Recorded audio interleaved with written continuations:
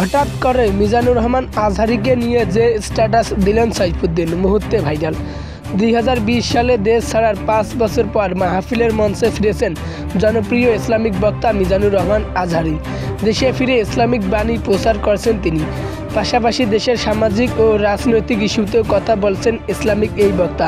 ফলে সব শ্রেণী পেশার তার ভক্ত ও গ্রহণযোগ্যতা রয়েছে। তেমনই ক্রিকেট অঙ্গনও রয়েছে তার ভক্ত। ফেসবুক পোস্টে সেই কথা জানান দিলেন জাতীয় দলের pace bowling allrounder Mohammad Saifuddin. রবিবার নিজের অফিসিয়াল ফেসবুক পেজে এক স্ট্যাটাস সাইফুদ্দিন ডাক্তার মিজানুর রহমান আজহারীকে সঙ্গে নিয়ে একটি ছবি পোস্ট করেন।